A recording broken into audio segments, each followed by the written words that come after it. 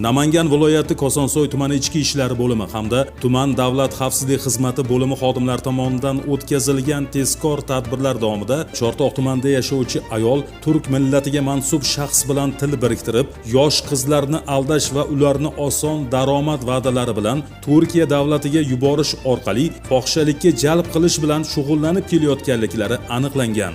Joriy yilning 9-may kuni o'tkazilgan tadbir davomida gumonlanuvchi shaxs Chortoq tumanida yashovchi fuqaroni ishonchiga kirib, moddiy yordam va yuqori daromad va'da qilib, Turkiyaga yuborishga uringan vaqtida kuzatuvga olingan.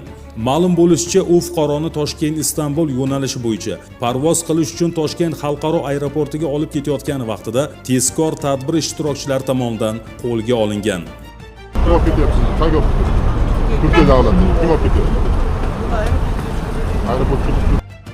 Mazkur holat yuzasidan O'zbekiston Respublikasi Jinoyat kodeksining 135-moddasi 2-qismi bilan jinoyat ishi qo'zg'atilib, hozirda dastlabki tergov harakatlari olib borilmoqda.